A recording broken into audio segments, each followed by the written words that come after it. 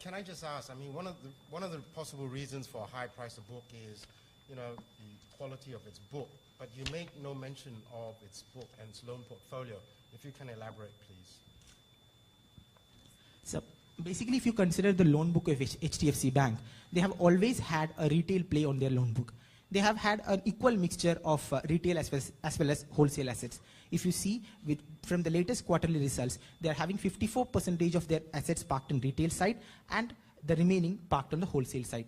They historically have had a retail play on their book. When the other banks in India, during the boom period in India, basically from 2003 to 2008, when there was a lot of opportunity on the corporate front, when all other banks were foraying into the corporate field, HDFC continued their retail play. That was basically a strategic decision from the HDFC Bank. They played their retail cards and the other banks played their wholesale card. And that is one of the reasons why they are having superior book. Because the risk on basically on the retail side is considerably less compared to corporate side, and hence they have a superior book.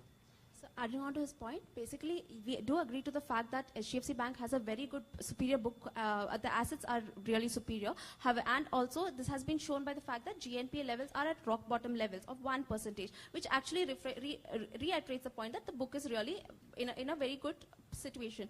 But however, we actually feel that the markets are expecting overly optimistic estimates of 1% GNPA, which might not be the case. Our estimates clearly show that in the retail book portfolio, there has been delinquency in this particular quarter as well. HDFC Bank has around 17% of the retail portfolio, as it can be seen in commercial vehicles, which has a 9 basis point GNPA in this particular quarter. Also, highlighting the fact that it has a wholesale portfolio. Slide. Yeah, it has got a 16% exposure to perceived risk-sensitive sectors in India. For example, power, telecom, etc.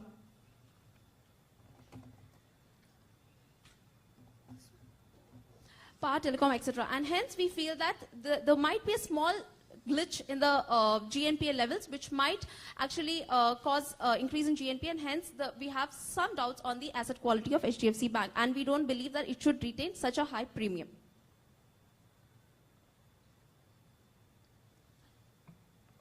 Percentage of Indian population has got access to the banking products now, and what are your assumptions for the future? So basically, if you see the Indian population per se, around 45 to 50% of the Indian population has got access to banking credit per se. There is a whole lot of opportunity in terms of expansion.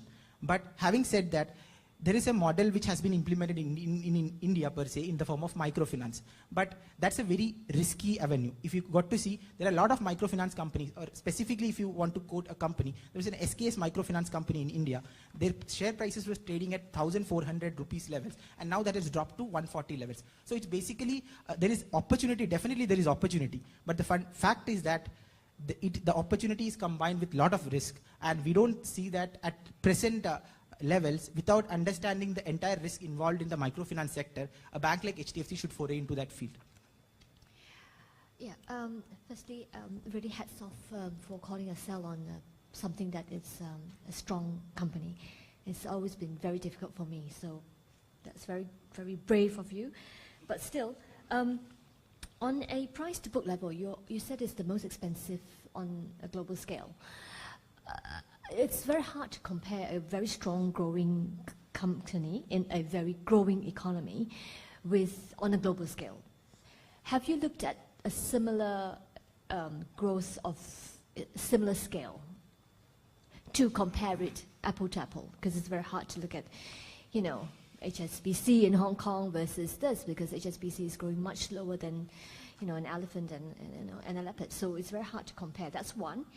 And my second question is, in your valuation of the company, you used a lower range of PE of 3.7 times for a company that's growing much faster. How do you justify that?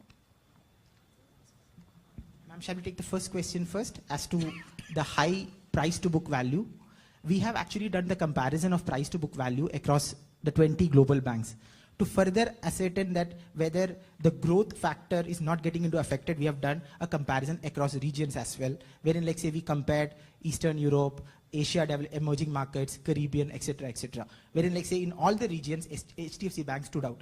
Now, to consider the fact that the growth is actually, for a bank like HDFC, which has been growing extremely well, we even went ahead and compared the P. Now, P ratio will be always overvalued for a bank which is having high growth. In order to overcome that, we even went ahead and compared the PEG ratio, which is basically your P divided by your growth rate, and you're trying to discount the fact that, or trying to bring all the banks having different growth rates on similar platter, and hence compared the PEG ratio as well, which again give us, or which again broke our hypothesis that it is not the most expensive bank in India. So we have used multiple techniques to ascertain the fact that it is the most expensive bank in India. Now, coming on to specifics as to why they are having the high premium. One of the reasons why they are having high premium right now in India is because of the flow of ETF money into India. If you see, HDFC's bank is having a very high share in the banking space as far as Nifty and Sensex is concerned. So the flow of ETF money has actually aided for them having a higher premium in the market. Answering the second question, as to 3.7 multiple, can you please go to Gordon Growth? Basically, we have estimated the price to book value of HDFC Bank based on parameters like ROE, payout ratio, etc. This is basically a two-stage dividend discount model wherein we have estimated a high growth period, that is the first part of it, and the persistent factor. Applying the formula that is for payout ratio, EPS, etc., we arrive at this is the formula for price to book. And based on this particular formula, we arrive at the 3.7 multiple, which we feel is the intrinsic value of a value that HDFC Bank is supposed to get for the various ratios like ROE, etc., that it commands. So that's our intrinsic ratio. A follow-up question on the price to book basis. You mentioned in your slide in 2003, it used to command a 200% premium over the system in terms of price to book. Actually, yes, you're right that the spread has increased, but in relative terms, it seems that it's come down. And one of the reasons that the price to book could be higher is maybe the loan loss coverage is very high. Do you have some data on that to prove that they are not prudently covered as far as loan loss coverage is concerned? Can you just repeat the question? That's the provisioning policy of the bank. The different banks have a different provisioning policy, right? So if you're adequately provisioned, then certainly your book value will be lower. In those banks, you will always find the price to book value is higher. Do you have any data on that? So on the provisioning terms, if you see, HDFC has a provision coverage ratio of 154%. This is combining both the statutory provisions which the RBI has told the bank to make and plus including the floating provisions the bank has. Right. Out of this, 84% is the statutory reserve, statutory requirements, and other portion is for floating reserves. And to quote some numbers, floating reserves for HDFC Bank are at 17 billion rupees at this point of time in the latest quarter figures. So do you find this provisioning policy comparable with the other banks in India for which you are saying that it's trading at a high price to book? If you see the floating provisions of other banks, the immediate competitors like ICICI, Axis banks in India, they are nowhere near to that of HDFC Bank. They have statutory provisions, and as per RBI regulation, the Reserve Bank of India, the central bank in the country, all banks are supposed to maintain 70% provision coverage ratio. And the banks like ICICI and Axis Bank, which are like immediate competitors to HDFC on the private space, they are maintaining 70 plus provision coverage. But having said that, the floating provisions of HDFC stands out when you compare ICICI and Axis Bank.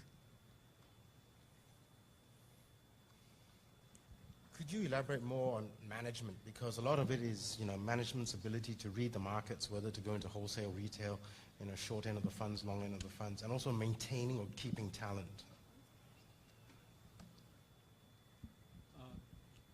HDFC has a very strong management team with an average, the top management has an average experience of around more than 35 years.